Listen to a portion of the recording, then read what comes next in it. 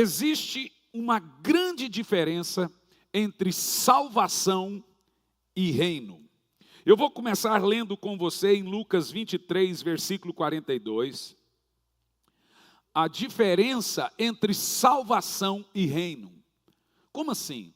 Nem todos os salvos irão reinar. E muitos salvos irão reinar com Cristo. Não é todo mundo que chegar ao céu, não é todo mundo que foi salvo, que vai chegar lá e terá conquistado um galardão, ou o que a Bíblia chama de reino.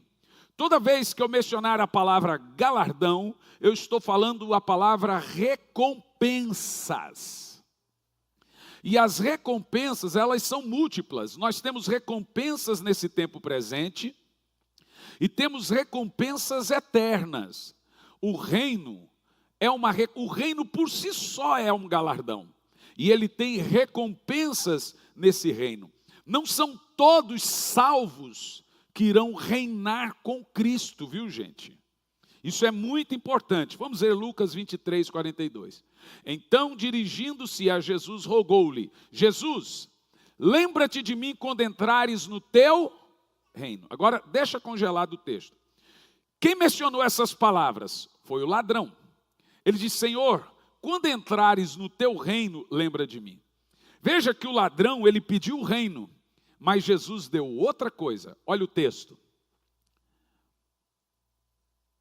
Jesus lhe assegurou: com toda certeza te garanto, hoje mesmo estarás comigo no reino. Hoje mesmo você vai ser salvo, hoje mesmo estarás comigo no paraíso. Agora, por que o ladrão da cruz não conseguiu uma palavra a ponto de entrar no reino? Porque a Bíblia Sagrada afirma, veja em Mateus capítulo 11, verso 10 e 12, que o reino é de Deus, ele é um reino conquistado, a salvação é presenteada. Você não precisa se esforçar para ser salvo, você precisa crer em Jesus para ser salvo. E diz assim: este é aquele a respeito de quem está escrito: eis que eu enviarei o meu mensageiro à frente da tua face, o qual preparará o caminho diante de ti. Está falando sobre João Batista. Pode continuar o texto. Com toda certeza vos afirmo, entre os nascidos de mulher, não se levantou ninguém maior do que João, o Batista. Entretanto, o menor no reino dos céus é maior do que ele.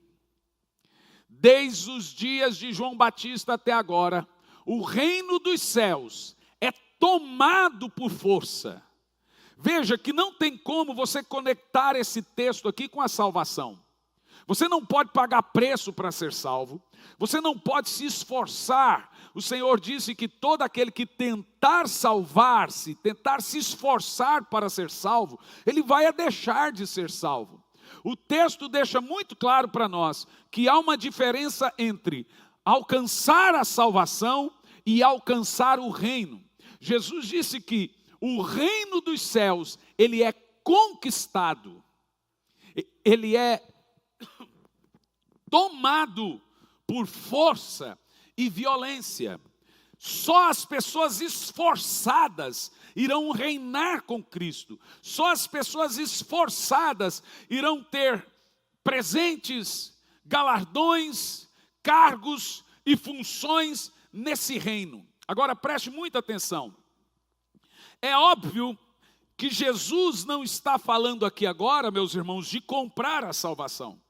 A salvação, ela é pela graça somente. Mas conquistar o reino é por muito esforço. Preste muita atenção nisso.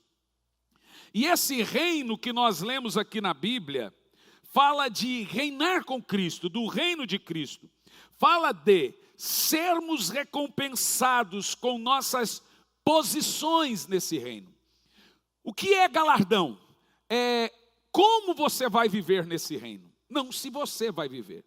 Se você tem Cristo na sua vida, você vai para o céu, né? Agora, existe uma diferença de ser salvo, de ir para o céu, de ir para a eternidade e como viver na eternidade. Quando nós falamos de eternidade, já não cogitamos mais a salvação. O que é mais importante? É a salvação? Pois bem, a salvação, ela é o mais importante para quem não é salvo. Para quem ainda não é salvo, a salvação é o mais importante. Mas para quem é salvo, o que é o mais importante? O reino, reinar, sermos premiados, sermos recompensados. Irmãos, não é antibíblico e nem loucura almejar recompensas eternas. A Bíblia diz que na realidade você deve se preocupar com as recompensas eternas, com as recompensas de Deus para você, e não com as recompensas dos homens. A Bíblia diz que Moisés rejeitou ser príncipe do Egito, porque ele contemplava a eternidade, ele contemplava o reino, ele contemplava a recompensa eterna. Então ele poderia por um breve período ser príncipe do Egito, mas ele perderia a recompensa eterna, porque conquistar o reino, alcançar esse prêmio tão valoroso na eternidade, não é fácil. E é sobre isso que nós vamos falar nessa manhã, sobre as recompensas. Fala de nós sermos recompensados com nossas posições. O que você será na eternidade? É isso que é o reino. O que eu vou viver? Como eu vou viver? O que eu vou ganhar? Qual será o meu nome lá? Eu vou reinar em alguma coisa? Eu vou ser governador? Eu vou ser príncipe? O que eu vou ser na eternidade? Isso aqui é galardão. Entendeu o que eu disse? Então você fala, o que importa é ir para o céu. Bom, isso nos primeiros 100 anos é bacana. Mas depois de milhares de anos, você vendo pessoas sendo recompensadas, pessoas sendo premiadas, pessoas, uns sendo governadores, outros sendo príncipes, outros sendo isso, e você o quê? Então veja bem, deixe-me te explicar isso bem rapidamente. Coloca para mim Apocalipse capítulo 19, no verso 7 e 8, para você entender que o crente, quando ele chegar na eternidade, ele estará vestido de uma roupa importante. Deixa eu te dar um exemplo. Para você ser salvo, você precisa estar revestido de Cristo. A Bíblia diz que nós temos que nos revestir de Cordeiro. Ninguém será aceito diante de Deus sem que Deus olhe para você, sem que Deus veja Cristo em você. Você só será salvo se Deus olhar para você e ver Jesus. É a veste. Você tem que ter o sangue de Cristo. É o sangue de Cristo na sua vida que faz você ser salvo. Então, perante o trono de Deus, que é o tribunal do juízo final, você tem que estar revestido de Cordeiro, vestido de Cristo. Mas existe um outro tribunal, que é o tribunal Bema. O que é o tribunal Bema? É o tribunal de Cristo. Tem o tribunal de Deus, que é o trono branco, e tem o tribunal de Cristo. No tribunal de Cristo, os crentes serão julgados. Cristo julgará a igreja. No tribunal de Deus, os ímpios serão julgados. É o grande trono branco. A Bíblia chama isso também de segunda morte. O salvo não será julgado no trono branco, mas será julgado no tribunal de Cristo. No entanto, o julgamento da igreja não é um julgamento para condená-la. Quando você morrer para esse corpo, você comparece diante de Cristo. Na mesma hora, você terá um julgamento. Esse julgamento é dos seus feitos, do seu chamado. Servo bom e fiel, fostes fiel no mínimo, sobre o muito te colocarei. Granjeou mais talentos, multiplicou os talentos. Nós seremos julgados pelos dons que tivemos. Nós seremos julgados por fazer, por não fazer, por ter recebido, enterrado o talento e assim, etc, etc. O julgamento das nossas obras é no trono de Cristo. Ele julga a igreja. E ali a Bíblia também chama de bodas, casamento. Olha que texto interessante. Alegremo-nos, exultemo-nos e damos glória a Ele, porque chegou as horas das bodas do Cordeiro e a sua noiva está preparada. Todos esses termos são metafóricos. E a noiva aí é a igreja. Agora, o que a igreja veste no dia do casamento? Para vestir-lhe, foi-lhe providenciado linho fino. O que o linho fino representa? O linho fino representa as obras, os atos, os feitos justos dos santos. Que coisa poderosa! Olha que coisa tremenda. Perante Deus, você se veste de cordeiro. E perante o cordeiro, você se veste de quê? Quem pode me responder? Você se veste das suas boas obras. É por isso que Apocalipse capítulo 3, a partir do versículo 1, se eu não me engano, você vê o Senhor cobrando para a igreja, ao anjo, veja para mim qual é o texto certinho, aconselho que de mim compre vestes brancas para que não seja vista a vergonha da tua nudez, pastor Lorival, por gentileza. É Apocalipse 3. Oi? Se alguém achar aí, pode me dar a dica. A gente nem é de ferro, né, gente? Agora veja bem. Por isso que o Senhor chega e diz assim: pois és pobre, cego e nu. E aconselho que de mim compres vestes brancas. 3:18. Vestes brancas, para que não, obrigado pastor Emerson, para que não seja vista a vergonha da tua nudez.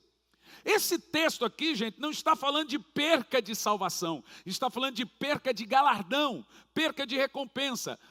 Adquires de mim ouro refinado no fogo, tudo isso são feitos e obras, a fim de que te enriqueças. Como que um crente é rico diante de Deus? Através dos seus feitos. Nós nos enriquecemos diante de Deus e garantimos ouro, prata lá no céu. A tal do comprar terreno no céu, como muitos anos falavam, é através das nossas boas obras. Não é que você compra terreno no céu, mas você garante uma recompensa diante de Deus. Olha, em todos esse texto nós ouvimos o termo comprar. É evidente que não está falando de salvação, porque a salvação você não pode comprar. O que você compra? Obras, suas posições na eternidade. E diz assim: a fim de que te enriqueças. Aonde é que você será rico aqui? Lá na eternidade. Poderoso isso, né, gente? Roupas brancas para que possa cobrir a vergonha da nudez. Isso aqui é tão interessante, porque tem gente que quando chegar na hora do casamento, ele não vai ter roupa para casar. Porque de acordo com o que nós lemos em Apocalipse 19:8, as roupas da noiva são as suas obras. Se você não trabalha para Cristo, se você não ajuda o necessitado, se você não faz missões, se você não oferta, se você não dizima, se você é aquele crente que senta na cadeira, e eu sou crente, mas tudo você chama ele para dizer, tivemos 24 horas de oração, não veio. Vamos fazer um evangelismo, não vai. Vamos fazer missões, não vai. Tudo ele não se envolve. Mas ele senta na cadeira, não dizima, não oferta, não ora, não jejuma, não se envolve, vem no culto quando dá na telha, não faz viagem missionária, não faz nada, não faz oferta missionária, não ajuda com compra de Bíblia, não ajuda com quilo de alimento. Será que tem gente assim na igreja? Se tiver, só você pode saber, né? É óbvio que tem, porque a gente sabe os resultados finais de uma igreja, o pastor sabe. É evidente, chama para uma rede de mulheres cuja capacitação não vem, chama para uma rede de homens, não vem. Ou seja, faz uma vigília, não vem. Não sei o que, canta bem, mas não quer cantar no louvor. Trabalha bem, mas não trabalha de diácono. Ou seja, tem gente que ele está na igreja para fazer número e não dá fruto.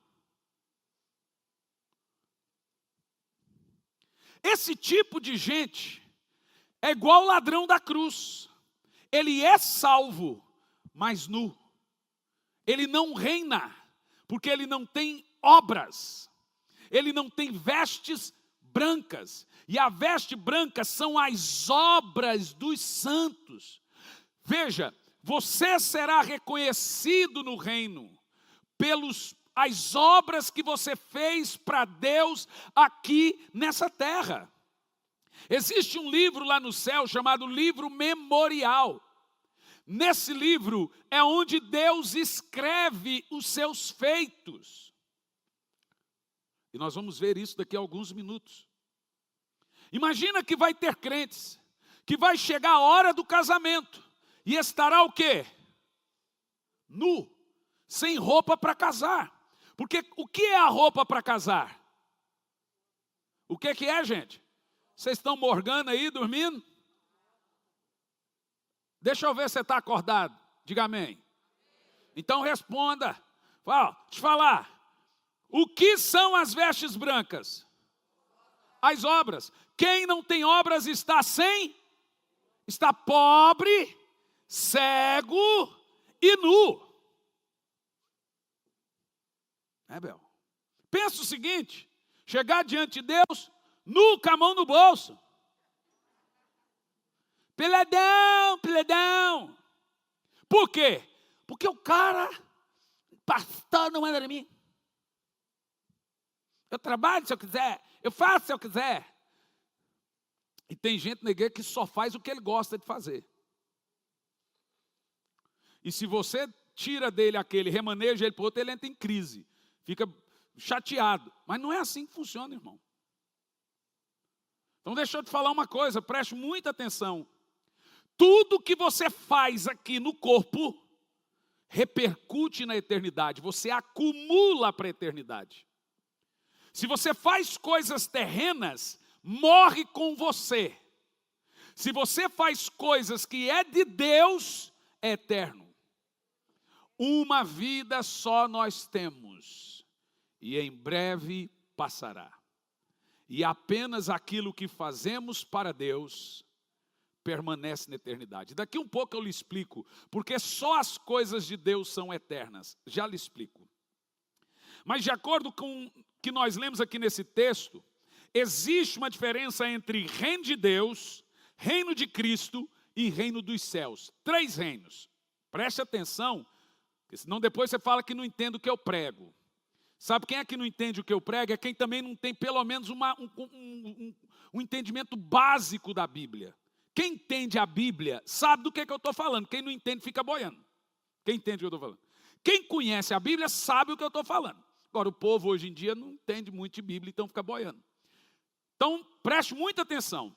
Existe uma diferença entre reino dos céus, reino de Deus e reino de Cristo. Reino dos céus é o céu. Reino de Deus é o Espírito Santo dentro de você.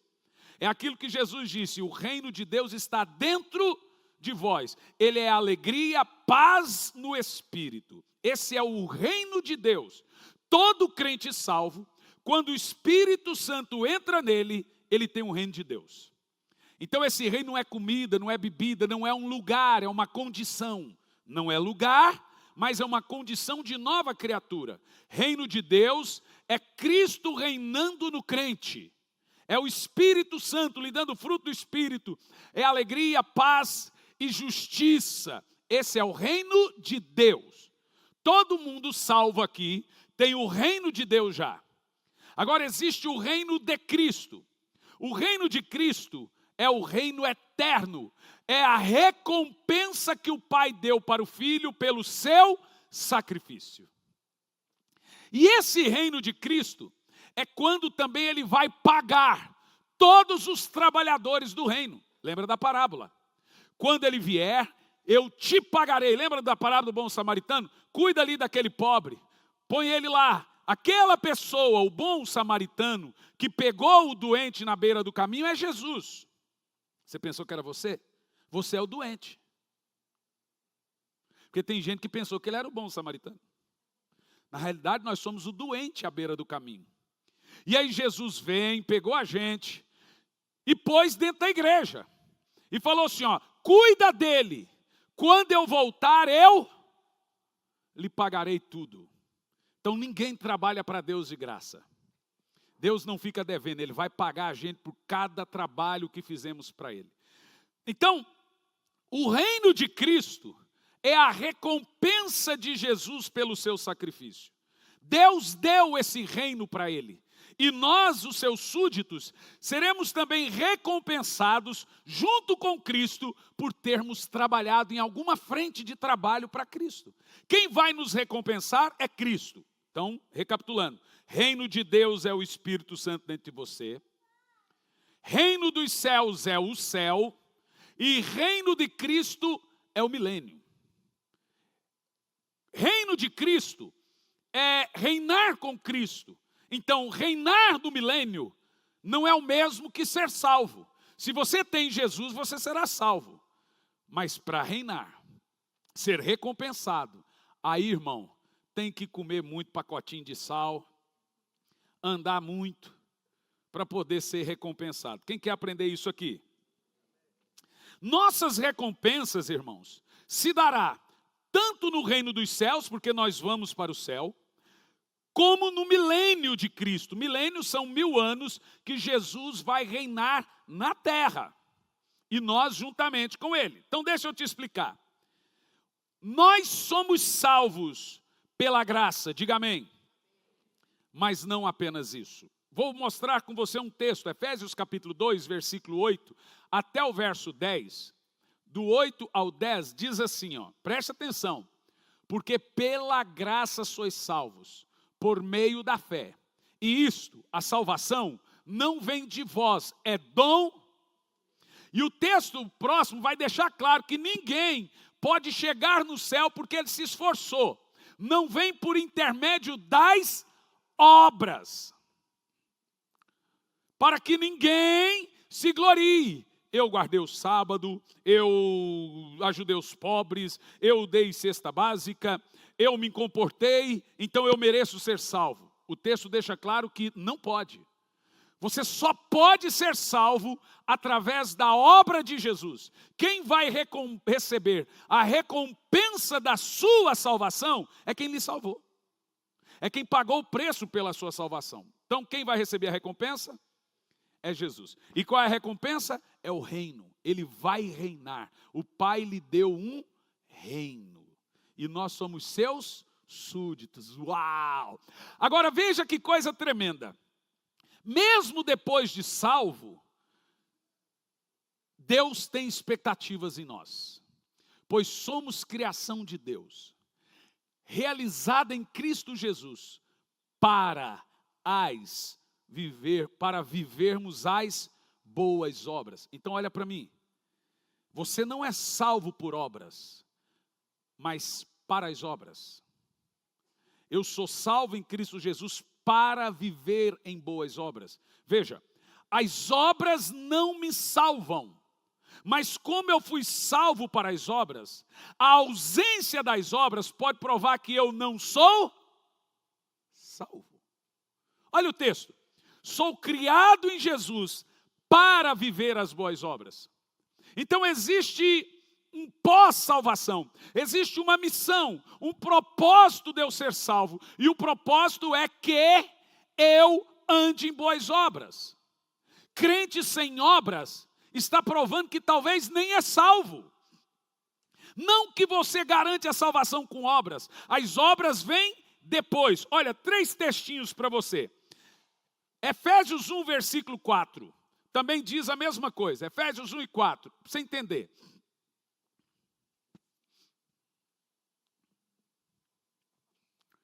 Porquanto Deus nos salvou, nos escolheu nele, antes da criação do mundo.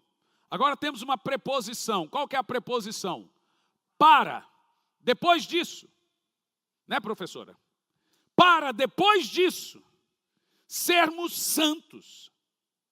Qual é então o resultado de ser salvo? Boas obras, santidade. A Bíblia não diz que você é salvo por ser santo. A Bíblia diz que você é santo por ser salvo. Quem é salvo será santo. O resultado da salvação é andar de forma irrepreensível e santa. Está escrito ou não, gente? Eu não sou o tipo de pregador que mudo a configuração do texto. Inclusive não existe mensagem dura, existe texto duro. É o pregador que não pode mudar o texto. Mas o texto diz o seguinte, que eu sou salvo para as obras, salvo para ser santo, e Jesus ainda diz, eu te escolhi para dar fruto. Veja, ele não te escolheu porque você deu fruto. Ele escolheu você para dar fruto. Então, olhe bem o que eu vou dizer. Tome nota e nunca mais se esqueça. Toda salvação genuína é seguida de uma missão. Não existe salvação sem missão. Não tem crente salvo que não dê fruto. As minhas ovelhas dão fruto. Ovelha de Jesus dá fruto. Religioso não. A grande característica de um salvo é que ele quer salvar outros. Você está salvo porque alguém pregou para você. Alguém fez uma obra. Alguém fez um ato de justiça. Agora, os salvos devem logo se preocupar em salvar outros. Aleluia. Aleluia. Então, escute bem isso. Charles Spurgeon dizia que o cristão ou é um missionário ou é um impostor. Missionário é quem faz a obra, irmão. Talvez você não foi chamado para ir para o Afeganistão, para a África, para entre os índios. Mas ou você desce no buraco, ou você segura a corda para quem desce. Mas a obra você tem que fazer. Se você não é daquele, ai pastor, não é para mim ir em favela, eu sou muito medroso, mas o que eu posso fazer para contribuir? Mas irmãos, não existe igreja social, olha para mim pelo amor de Deus. Não existe igreja social, aquela igreja clube. É uma gentarada que gosta de igreja se ela tiver muita festa. Festa disso, festa daquilo outro, festa. Mas igreja é algo completamente espiritual. É óbvio que nós temos os eventos de integração que integra as pessoas, como rede de mulheres, rede de homens, uma churrascada, um jogo de bocha, não sei o que, etc. Mas isso não é nosso foco. Nosso foco é lhe apresentar o evangelho. Eu pego uma birra de igrejas que se resumiram a festa. É um ambiente clubista. Desfile de moda é um ambiente social. E evangelho, nada. Nós somos a igreja de Cristo. E a Bíblia diz que somos um exército. Isso aqui é nosso QG. Primeiro a gente tem que entender o que é a igreja, gente. Somos soldados. Não, o povo está rindo. E o evangelho agora virou estado como o povo está indo para o inferno rindo. Eu gosto daquele pregador, porque ele te faz rir.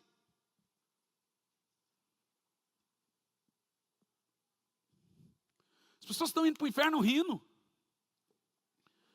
Missões está sucateado. E o povo não faz nada.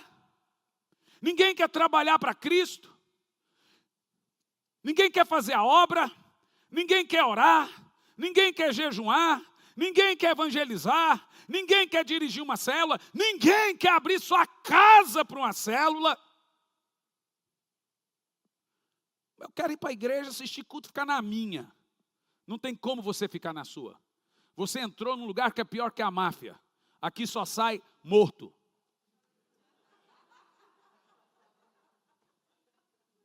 Quando você decide entrar no reino de Deus, não tem mais volta. O Senhor disse, aquele que põe a mão no arado e desiste, a minha alma não tem mais alegria nele. Acabou, irmão, não tem mais volta para você, acabou. Só sai morto nesse negócio. Na primeira mensagem eu disse que só tem duas coisas para você ter na eternidade. Ou recompensas ou arrependimentos. E os arrependimentos virão porque haverá danos e disciplinas, prejuízos. Hoje eu estou falando e vou falar das recompensas. Domingo que vem eu vou falar dos prejuízos, das perdas, dos danos, das disciplinas. Lá na eternidade, ou você será recompensado, ou você será duramente disciplinado por ter sido um servo mau. Bad boy.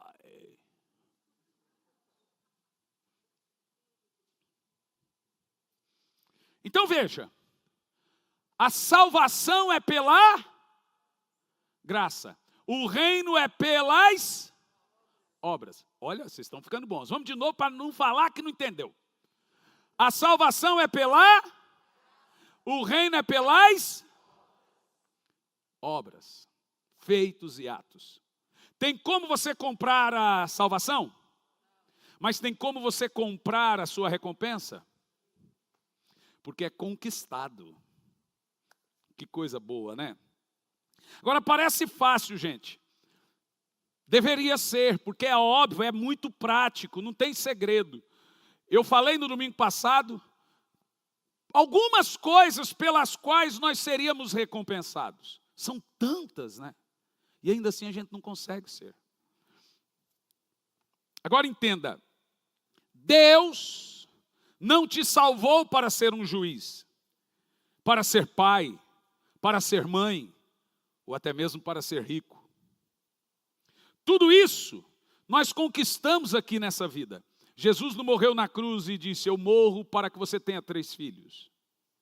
Eu morro para que você seja um advogado. Jesus não morreu na cruz para você fazer nada do que nós estamos fazendo. Se Jesus irmão falou, pastor, eu faço tanto, mais tanto, mais tanto, só não tem noção como é a minha vida. Eu falei, mas de tudo que você faz, quanto disso é eterno?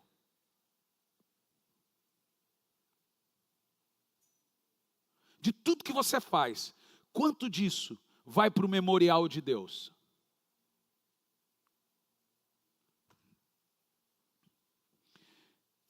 Porque veja bem, a recompensa de estudar para ser advogado é ser advogado.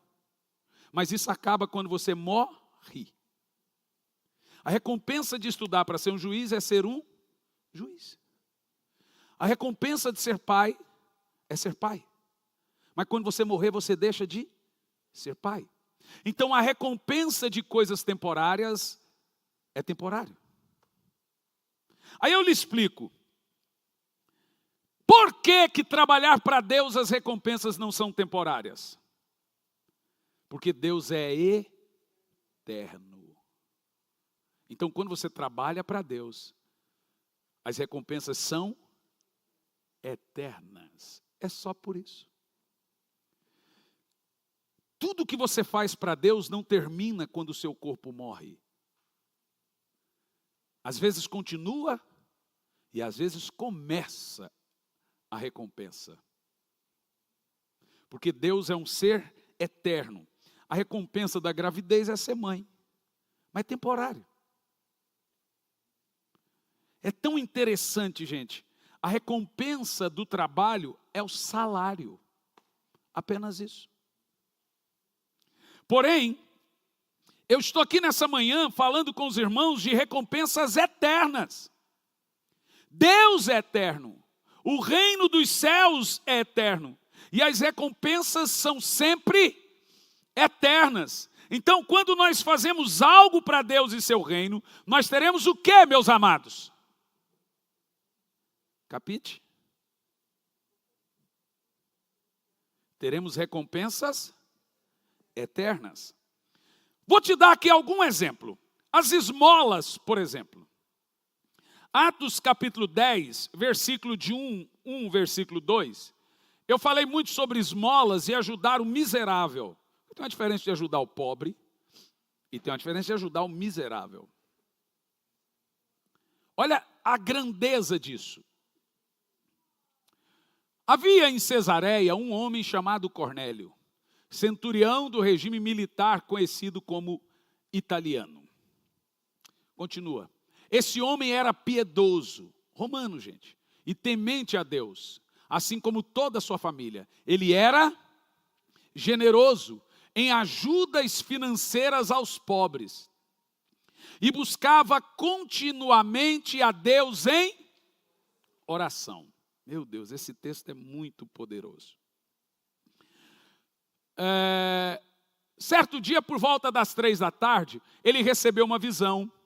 E de forma bem clara, viu um anjo de Deus que se aproximou dele e o chamou pelo nome. Cornélio. Lembrei agora da novela Cravo e a Rosa. Foi mal, gente. Foi mais forte do que eu, desculpa. Estarrecido e com os olhos fitos no anjo, indagou. Que é, Senhor? Ao que o anjo lhe comunica. Tuas orações, meu Deus, aleluia. E tuas esmolas, aos necessitados subiram como oferta memorial na presença de Deus. Eu vou deixar você ler de novo, porque talvez vocês pensam que eu estou brincando aqui. Vamos ler de novo? Estarrecido, com os olhos fitos no anjo, indagou. Vai lá? Que é, Senhor? O que o anjo disse? E as esmolas aos necessitados subiram como oferta memorial na presença de Deus. Verso 30, por favor, põe o verso 30. Ao que Cornélio lhe declarou: faz hoje 4 dias que eu estava em jejum. Agora ele está contando, porque o que aconteceu? O Senhor chegou em Cornélio e falou assim: procura Pedro. A pregação de Pedro, através dela você será salvo. Você viu? O anjo não pregou salvação, mas mandou alguém pregar. Olha como é importante. E agora ele está dialogando ali com Pedro. E aí vem a história. Faz hoje 4 dias que eu estava em jejum, orando em minha casa, por volta desta hora, às 3 horas da tarde. Subitamente apareceu-se diante de mim um homem com roupas resplandecentes. E ordenou-me: Cornélio, Deus ouviu tuas orações e lembrou da sua ajuda aos pobres. Eu quero uma igreja que ajude os pobres, que dê esmolas, mas não tira selfie.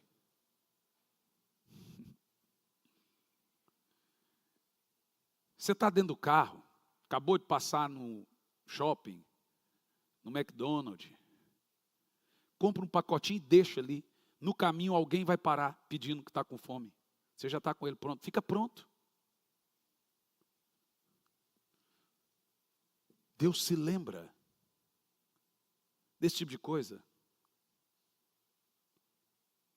Deixa ali os trocadinhos, fala, não mexa. Alguém vai precisar disso. Ah, mas ele vai comprar droga. E se não? E se ele for comprar comida? Quem é você para julgar? Pode ser que ele se drogou à noite, mas agora está com fome.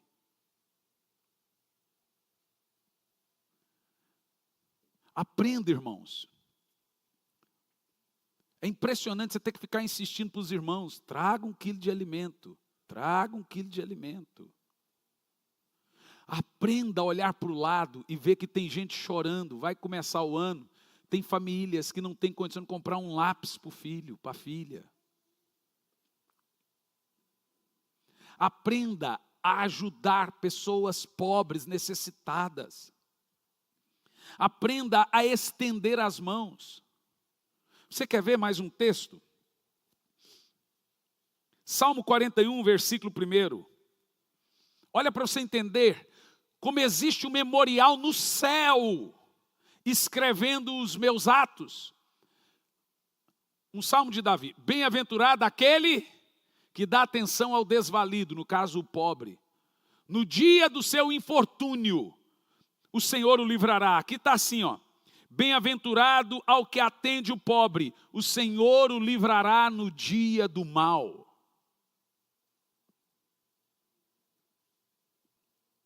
Provérbios 21, versículo 13. Esse texto aqui é chocante, irmãos. Quem fecha os ouvidos ao clamor dos pobres, um dia clamará e também não será ouvido.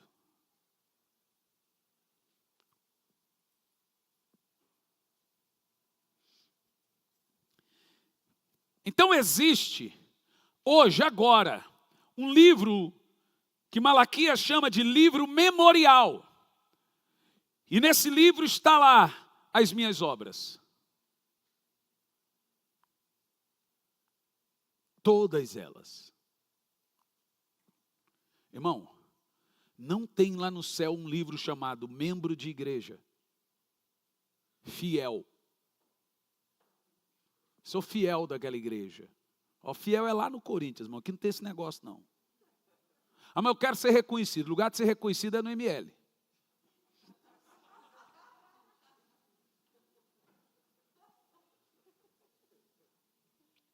Eu sou membro da Graça Church. Não, você não é. Aqui nós não temos membros.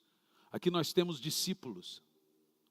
Você não é um membro de cadeira. Eu não quero que você esteja aqui no hall de membros. Eu quero gente trabalhando, mesmo que eu não saiba, fazendo alguma coisa, mesmo que eu não saiba, se importando, mesmo que eu não saiba. Porque o homem é falho, o homem não reconhece, o homem não diz por favor, o homem não diz obrigado, o homem não reconhece, ele erra.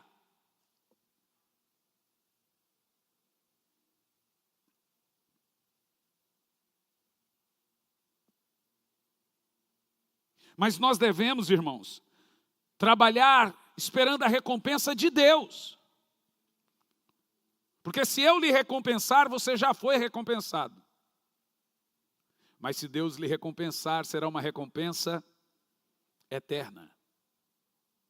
É evidente que todos esperamos sermos recompensados. A Bíblia diz que até mesmo os animais têm que ser recompensados. Todos precisam ser recompensados pelo que fazem. 1 de Paulo a Timóteo 5,18 diz, não tapa a boca do boi que está pastando. Ele está trabalhando, então é digno que ele coma.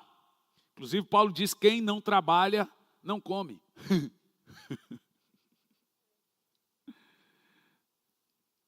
Quando você faz algo para Deus, como na obra dele, ele o pagará e recompensará na eternidade.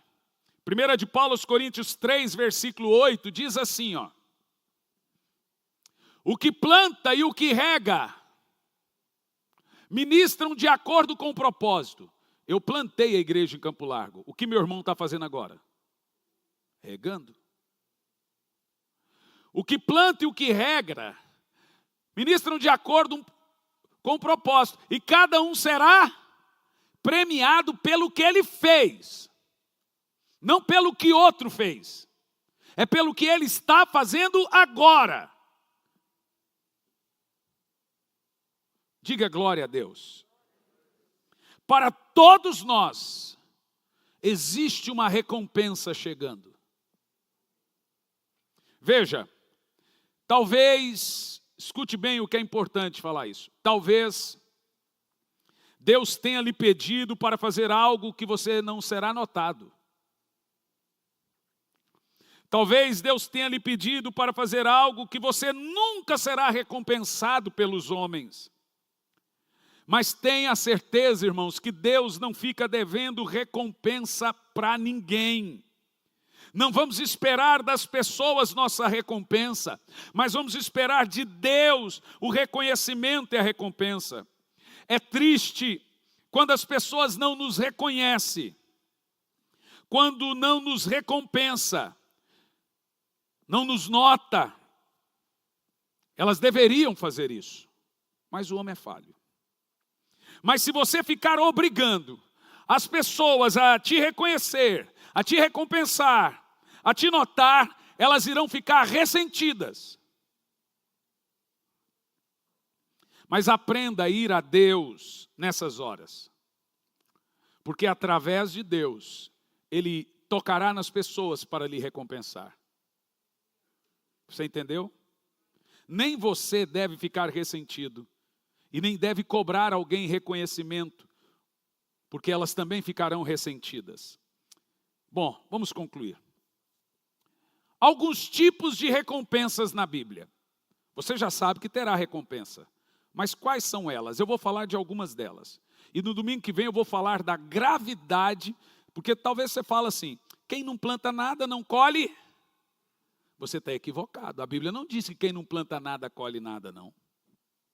A Bíblia diz que quem não planta nada colhe. Colhe o quê? Tempestade.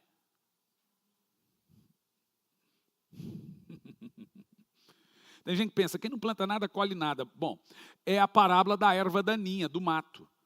Numa terra que nada foi plantado, não colhe nada? Colhe erva daninha. Um crente que não planta nada, vira maldito.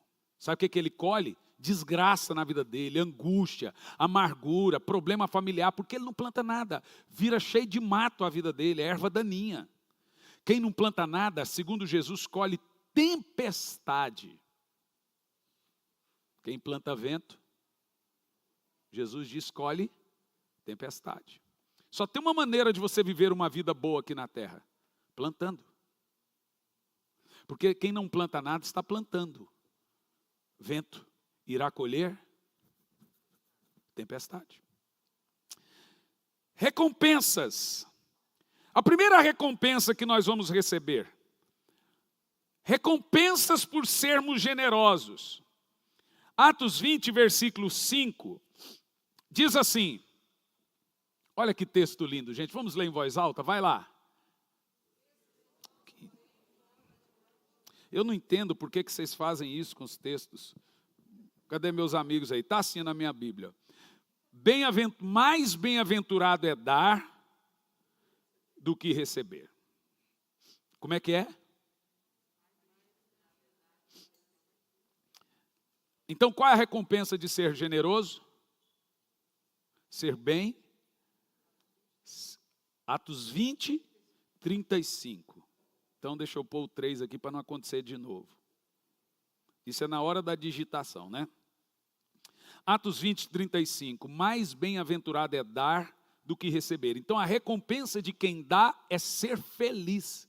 A palavra bem-aventurado aqui é mais feliz, ou muito feliz. Qual a recompensa da generosidade? Veja 2 textos. Provérbios 22 e 9. Olha que coisa linda, gente. O homem generoso, porque reparte o pão. Uau! Quem quer ser abençoado? Ai, irmão, eu tenho uns parentes que eles vivem das migalhas que caem da mesa dos seus senhores. É o crente que nunca transborda na vida dele. É sempre pingando. Sabe por que está pingando? Não reparte. A Bíblia não está dizendo que quem tem 1 milhão de túnica dê uma. Está dizendo que quem tem 2. A Bíblia não fala para o milionário repartir. Ela fala para você repartir. Irmão, Deus está olhando para o seu coração. Nesse momento, agora, vai ajudar a gente que não quer ser ajudado. É complicado se ajudar quem não quer ser ajudado, mas tenta. Se ele não quiser, o problema é dele. Tem outros que precisam. Outra coisa, o cara é vagabundo, não trabalha, mas esse é o defeito dele. E contribuir é a sua qualidade. Você não pode medir a sua qualidade pelo defeito das pessoas. Fulano não merece, mas precisa. Ele não merece. E quando você faz algo por quem não merece, aumenta muito mais ainda a sua recompensa. Porque mostra que você tem um coração completamente de Cristo. Provérbios 11, versículo 25.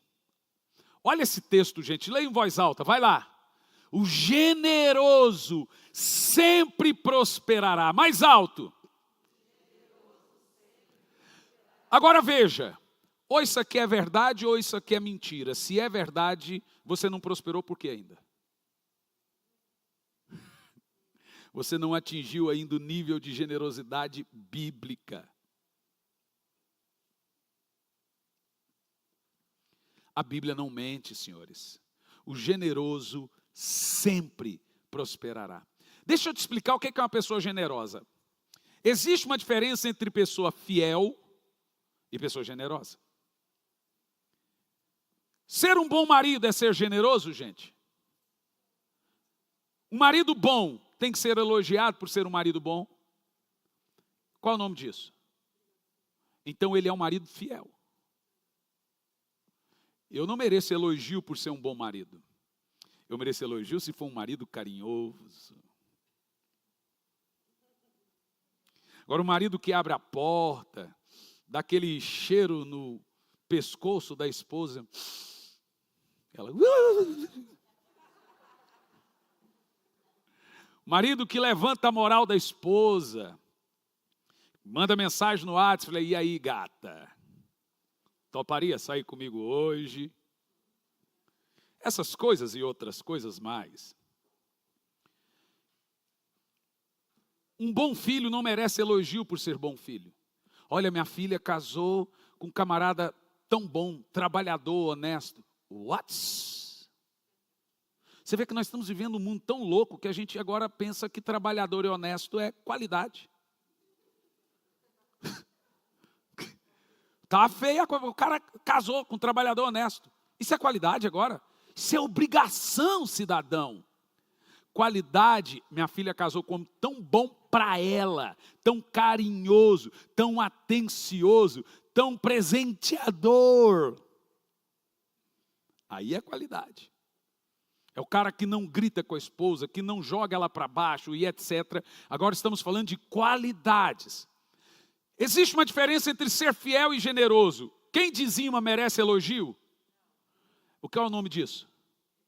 Mas quem oferta é generoso. Se você faz só o que lhe pedem, você merece elogio. Mas se você vai além, você é generoso. Por isso que obediência tardia é também desobediência. Qualquer obediência que você precisa falar 2 ou 3 vezes é desobediência. Porque uma pessoa obediente não é quem faz o que lhe manda, é quem ama fazer o que lhe manda. Quem faz o que lhe manda é o mau servo. Fez porque mandou. O coração generoso vai prosperar sempre. É aquela pessoa, irmão, preciso de gente para pintar a igreja. Opa! Ele tem um coração dado, voltado. Irmãos, nós vamos fazer um trabalho de evangelismo na favela. E nós vamos fazer. Não dá para fazer agora por causa da situação, evidente. Mas o generoso, ele está pronto. O coração dele se alegra com uma contribuição, se alegra para comprar uma Bíblia para mandar para os índios, se alegra para levantar uma oferta para mandar para os sonhos, se alegra quando você levantar uma oferta para comprar o forro, se alegra quando ele dá. Gente, quando ele compra lá um McDonald's, um Burger King, ou seja lá o que for, e deixa ali no carro. Passou no seu almoço, eu estou com fome. Ô querido, está aqui, eu já pensava em você. Está pronto. Ele tem um coração generoso. Ele já sai de casa pensando que tem gente que precisa. Tem alguém que vai pedir. A Bíblia não fala que só as ofertas chegam, as suas ofertas também chegam no memorial, mas as suas esmolas também chegam, estão gravadas eternamente no memorial. Então a recompensa do generoso é o quê? Ser uma pessoa feliz e próspera. E existem aqui também algumas recompensas na Bíblia, escritas na Bíblia. Primeira recompensa, reinar sobre cidades. É isso mesmo, gente. Lá no reino de Cristo vai continuar tendo cidades. Quem serão os governadores dessas cidades? Você quer ver comigo? Lucas 19, verso 17. Ao que o Senhor elogiou, muito bem, servo bom e fiel. Então ele deu lá os talentos. Para um deu 1, para outro deu 5 e para outro deu 10. Ao que ganhou 5, multiplicou e deu mais 10. 1, 5 e 10, é isso? Vamos ver o texto, que é bom pegar. Traz 3 versículos anteriores para a gente pegar o texto. É sempre bom. Seus súditos, isso, Vé Maria, menino. Contudo, ele tomou posse do reino e voltou. O texto aqui é sobre Jesus, que saiu para receber do Pai o reino.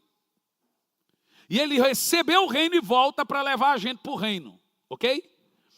Ele tomou posse do reino e voltou. Então mandou chamar os servos a quem deram o dinheiro, a fim de verificar o quanto havia multiplicado. Jesus foi adquirir o reino e nos deu talentos para multiplicarmos. E quando nós multiplicarmos esse talento, nós vamos entrar nesse reino com ele.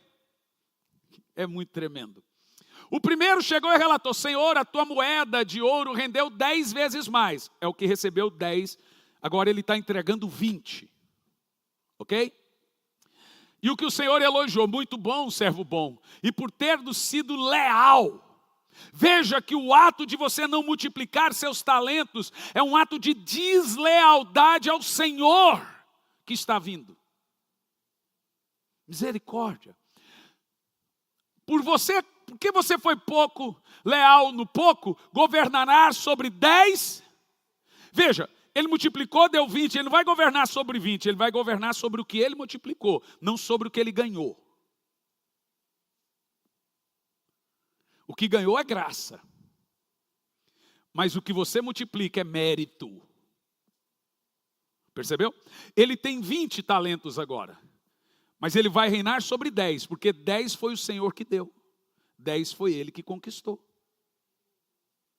Agora você que não multiplica nada, você está pobre, cego e nu. Olha que interessante, o Senhor diz, você vai reinar sobre 10 cidades.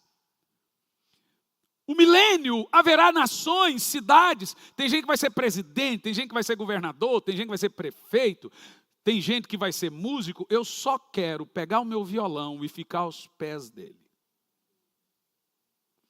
Só isso. Se ele me der outra coisa, por ele, mas eu me satisfaço em ficar na sala do trono e cantando Jesus, Jesus, Jesus. Essa será a minha maior recompensa. Não sei se mereço tanto. Mas imagina, você fica lá governando sobre as suas cidades lá, e deixa eu quietinho lá com o cheiroso, lá na sala do trono, lindão, e eu olho para você e falo... Então, ó, vamos lá, põe lá o texto. Continua o texto. O texto. Vindo o segundo servo, lhe declarou, Senhor, a tua moeda de ouro produziu mais 5 vezes, mais lucro. Então você terá autoridade sobre 5 cidades. Esse recebeu 5. 5 é graça, 5 é mérito. Então ele vai multiplicar, vai receber um governo que condiz com 5 que ele multiplicou. Veja, é você que determina como você vai passar a eternidade. Não aonde, mas como. É o que você faz aqui que vai dizer como você vai viver do outro lado. Não faz não para você ver, viu, Pedro Bó? Então veio o outro servo explicando, Senhor, ó, será que tem crente assim por aí? Eis, Senhor, que a tua moeda de ouro que eu envolvi num lenço e conservei bem guardada. É o tipo de crente que fala assim, pelo menos eu não tumultuo, pelo menos eu não atrapalho. Quem sabe fazer o bem e não faz, peca. Quem não ajunta, espalha. Quem não é comigo, é contra amigo. E continua. Tive receio, porque tu és um homem severo. Olha, tem crente que pensa assim de Deus. Tira o que não puseste e colhe aonde não semeaste. Deus colhe aonde ele não plantou mesmo, gente. É o único que consegue. Então o Senhor julgou, por tuas próprias palavras eu te condenarei. Servo mau! Sabias que eu sou um homem rigoroso? E que tiro onde não depositei e ceifa onde não semeei. Sendo assim, por que não investiu o meu dinheiro no banco? Sabe para quem que está falando? É para quem não quer fazer missões. Então ajuda, põe seu dinheiro no banco. O banco aqui são os missionários. O dinheiro é o talento. Você não quer ir para a África? Então contribua com quem vai. Você não quer ir para os índios? Ajuda com Bíblia. Você não quer ajudar os pobres? Ajuda com a comida, ajuda com alguma coisa. Põe seu dinheiro no banco. Ah, eu não sou pastor, então seja dizimista e ofertante para ajudar quem tem o ministério. Põe seu dinheiro no banco, que pelo menos você vai multiplicar alguma coisa. Ah, eu não sou pastor, mas tem um rapazinho ali que tem um ministério pastoral e não tem dinheiro para pagar um instituto. Paga você o dele. Uma vez eu fui em Uberlândia, eu não conto essas coisas para vangloriar, irmão, porque a gente está pregando, a gente tem que dar exemplo, a gente conta como testemunho. Eu senti de Deus de pagar a faculdade inteira de uma menina. 4 anos de faculdade, eu e minha esposa pagamos. Ela se formou em missionária e pastora. Foi difícil, né? Porque foi um período muito difícil para nós. E a faculdade era cara, era 700 e poucos reais. Não é isso?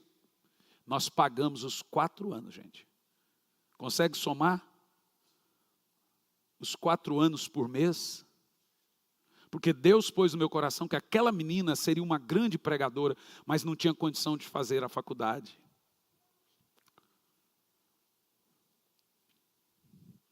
Não há ninguém que seja tão pobre, que Deus não tenha dado nada a ele, a ponto dele não poder dar uma esmola para alguém.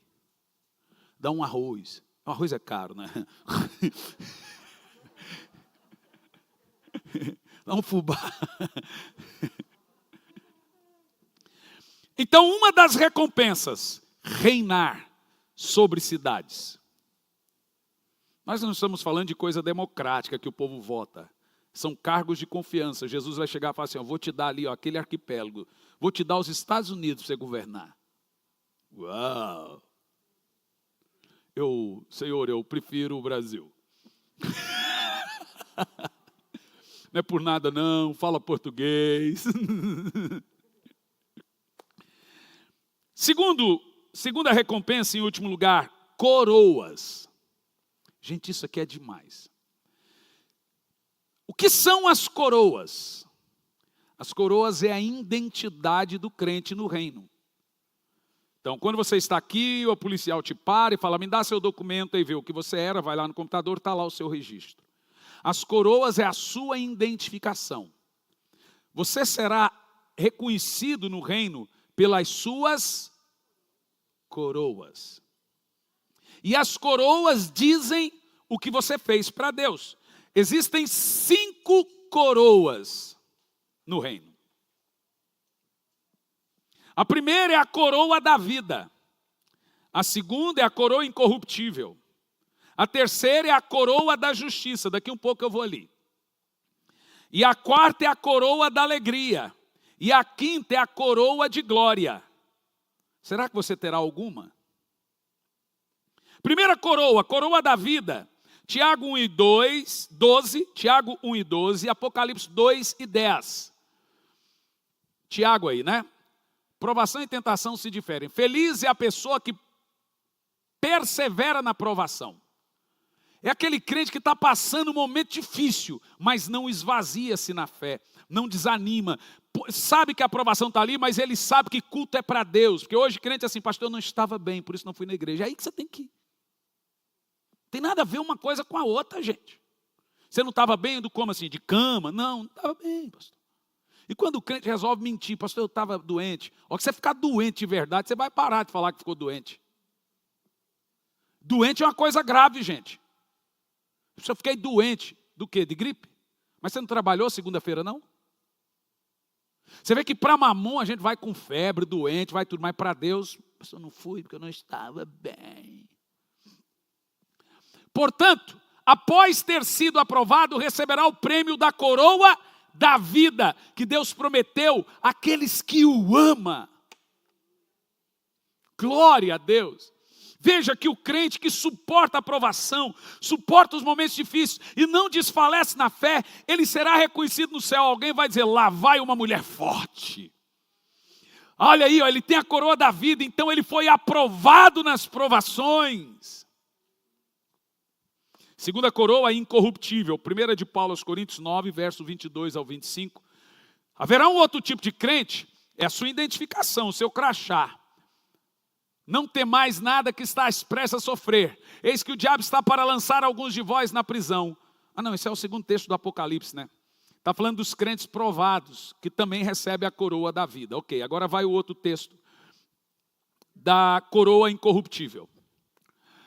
Para os fracos, tornei-me semelhante fraco, para ganhar os fracos. Paulo não está falando aqui que passou a beber para ganhar os pingus, não. Porque tem gente que interpreta assim, tá? Enxergar, e aí, velho, vamos à igreja. Aí ele diz assim, ó, fiz de tudo para ganhar todos, com finalidade de conseguir, de qualquer maneira possível, salvar alguns. Olha o resto do texto. Faço tudo isso por causa do Evangelho, a fim de me tornar coparticipante do Evangelho. Um verdadeiro atleta de Cristo. Não sabeis que entre todos os que correm no estádio, na verdade, somente um recebe o grande prêmio? Correi de tal maneira que alcanceis. Deixa congelado. Paulo está dizendo assim, ó. Olha a metáfora de Paulo. Tem gente, nós vamos ter a Olimpíada o ano que vem, né? É o ano que vem? A Olimpíada o ano que vem. Sabe, o cara treina durante 4 anos, 8 horas, 7 horas, 6 horas a fio, para correr 5 segundos, 10 segundos, 15 segundos, nadar, correr, para fazer uma coisa, para ganhar uma medalha corruptível.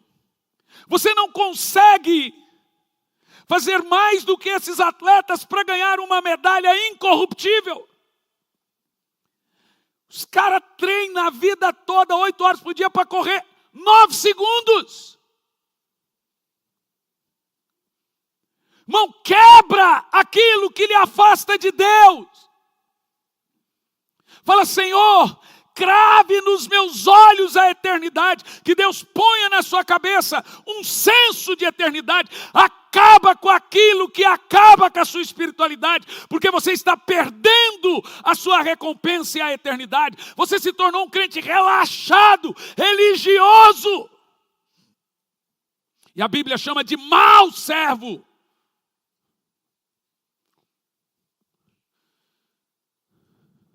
Existe um galardão, uma recompensa para nós. Você tem que viver com os olhos na recompensa, voltado para a recompensa. De tal maneira que alcanceis, verso 25. Todos os que competem nos jogos se submetem a um treinamento rigoroso, é o que eu acabei de falar. Isso para obter uma coroa que logo acaba. É o que eu falei. Nós nos dedicamos para ganhar uma coroa eterna, incorruptível. Oh, glória a Deus. Terceira coroa, coroa da justiça. 2 de Paulo a Timóteo 4, do 6 ao 8. Eu estou andando lá. Alguém vai dizer, ó, esse cara aí, ó, trabalhou muito. Olha a coroa dele.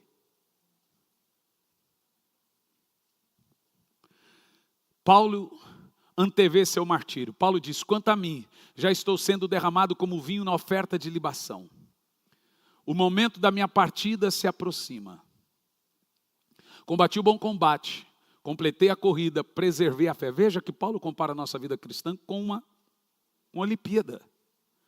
Correndo para as medalhas, para as coroas. Porque na época das Olimpíadas você ganhava coroa, né? Hoje é medalhas. Agora está reservada a minha coroa da justiça, que o reto juiz me concederá naquele dia. E não só a mim, porque eu terei a coroa da justiça, mas também a todos que amam a vinda de Cristo. Todo pregador da volta de Jesus, todo que anseia pela volta de Jesus, vai andar no céu com uma coroa da justiça. Alguém vai dizer, lá vai alguém que propagou a volta de Jesus. Glória a Deus, é lindo, né, gente? Quarta coroa, coroa da alegria. 1 de Paulo aos Tessalonicenses 2,19. Agora você vai entender porque tem crente triste. Porque ele não está de posse da recompensa. A alegria é uma recompensa. Olha lá. Todavia, quando o nosso Senhor Jesus retornar, quem será a nossa esperança, alegria ou coroa de glória? Dele. Ora, não sois vós. Agora, quem vai ganhar a coroa da alegria? Quem vai ganhar? Continua. Com toda certeza vós sois a nossa glória e a nossa alegria. O texto aqui está dizendo que a coroa da alegria, ela é dada para aqueles que ganham almas. Para aqueles que trazem outros. Você sabe que a alegria de um crente está em ganhar vidas para Jesus? Sabe por que a tristeza invade seu coração? Porque você não salva ninguém do inferno. Um ganhador de almas, ele passa por angústia, mas o coração dele está sempre alegre. A última coroa, a coroa de glória, 1 de Pedro 5, verso 2 e o 5. E aqui eu concluo. Pastoreai o rebanho de Deus, que está sobre o vosso cuidado, não por constrangimento, mas voluntariamente, como Deus quer, nem por sorte da ganância, mas de boa vontade. Agora, falando para os pastores, continua. Nem como ditadores daqueles que vos foram confiados, antes tornando exemplo do rebanho. Ora, assim o Supremo Pastor se manifestará. Recebereis a imperecível coroa de glória. Como tem pastor que desiste, gente? Gente, não é fácil pastorear. Cuidar de gente adoece a gente. Mas lembra que Jesus falou: Pedro, se você me ama, cuida da igreja. Jesus não pediu para eu amar o povo para cuidar do povo. Ele pediu para amar Ele, para cuidar do povo. Você me ama? Apacenta. Porque se você cuidar do povo, apacentar o rebanho, vou te dar uma coroa de glória. Então o cara lá no céu com a coroa de glória vai dizer: lá vai um bom pastor. Lá vai um bom pastor. E pastor não é só quem tem título de pastor. Você tem uma célula? Cuide bem daquele rebanho ali. Você é um bom pastor. Você trouxe alguém para a igreja? Acompanhe essa pessoa no crescimento dela. Você será um bom pastor. E a última recompensa, tem tantas. Nós estamos numa série, vamos continuar depois, são tronos. Apocalipse 3:20 diz que uma das recompensas é se assentar no trono junto com Cristo. É o lance que eu falei de estar na sala do trono lá, viu? Essa é boa. Olha lá, ó. Ao vencedor, eu lhe concederei que se assente comigo no meu trono. Assim como eu venci e me assentei com o Pai no seu trono. Então veja, o trono que Jesus conquistou não é bem o trono dele, é o meu. O dele é qual? Junto com o Pai. Você entendeu? Jesus está sentado agora no trono do Pai, e eu vou me assentar no trono dele. Então há um trono que foi conquistado para mim. Então veja que nós ouvimos aqui agora, até agora, nós temos muitas outras recompensas. Está satisfeito com as recompensas? Você acha que o céu é um asilo de velhinhos ou a novela Viagem? Aquilo é uma viagem, gente. O céu é um spa. Gente, olha o que você está lendo. O céu é uma aventura. Vamos ficar pulando de planeta em planeta. Eu vou dar uma ida ali em Marte. Agora eu vou na Lua. Que top, né, cara? Então, irmão, entenda uma coisa. Nós seremos como anjos. Lembra a visão de Jacó da escada, subia e descia? Essa será a nossa vida. Agora eu vou ali no céu, agora eu vou lá na terra. Irmão, tenha os olhos voltados para a eternidade. Não espere um pastor lhe convocar para uma campanha de jejum, de oração. Não espere ele levantar uma oferta. O pastor levantou, brigue para fazer.